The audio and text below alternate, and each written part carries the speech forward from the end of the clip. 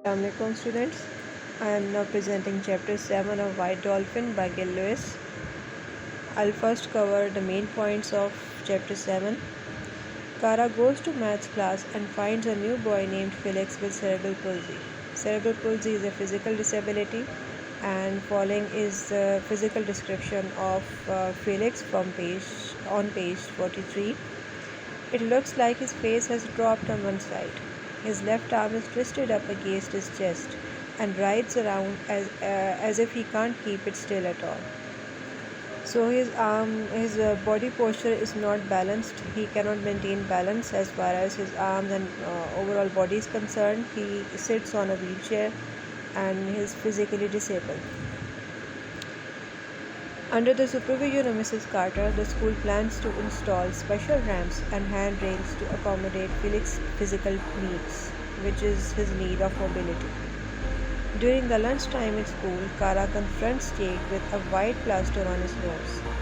He adds that Kara cannot compensate the injury by sending chocolates to him, to which Kara responds very resiliently, "It wasn't me who sent them." This chapter reveals the reason behind his hatred of Jake when he blames Kara's mother for their brother Aaron's death. Aaron's dead because of your mom. So we will come to know further that his brother died on some expedition with Kara's mother when they went on Solomon Islands, and he died there accidentally. And Jake and his father Dougie Evans, because they are troublemakers by nature, they blame Kara and her family for Aaron's death, and they want revenge upon this family due to this fact. Kara resiliently responds by saying that his brother died because he was not having a life jacket with him. So coming towards its critical analysis, this chapter highlights society's cruel and shallow side towards through representation of Jake's physical aggression and emotional exploitation of Kara. Jake is not only physically aggressive towards Kara, but he emotionally exploits Kara by making fun of her illness, by making fun of her academic challenges she faced due to dyslexia, and the way he comments on the fact that she cannot spell her own name Kara. And also add that she is as thick as her dad because both have this disease. So he also makes fun of their financial situation by saying that their father will buy their boat Moana and will chop it up to use it as firewood. So, and he also says that their precious boat is of no use to them except for the fact that they will use it as firewood. So it juxtaposes community support and community exploitation both at a time.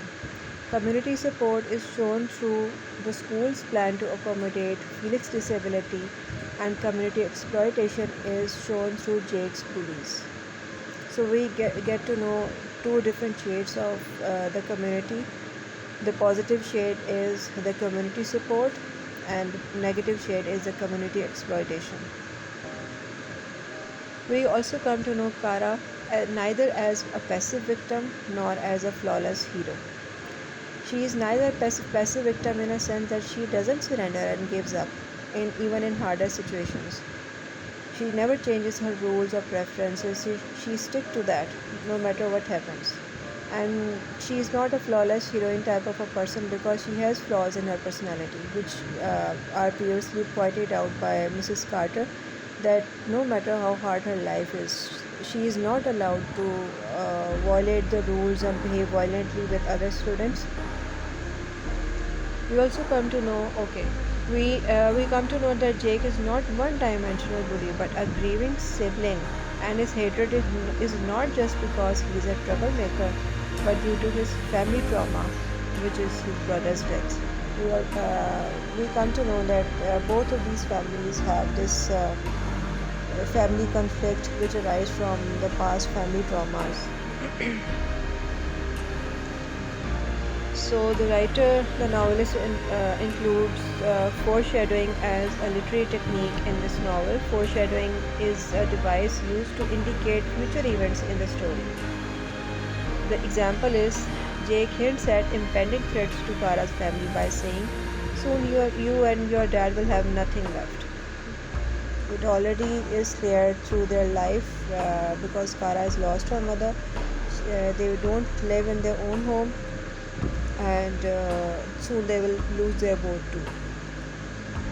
So this chapter highlights the larger battle between exploitation, which is again, as I've already mentioned, the negative side of the society, which exploits, which is cruel and very shallow towards the people who select their own paths.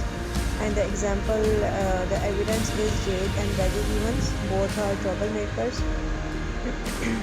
And conservation, which is the positive side of the society, and is quite evident through the character of Felix and Kara. And we'll come to know that both of these characters will turn into friends with mutual trust and shared interests, and they will together with teamwork conserve the wildlife. And I think that's all for this chapter.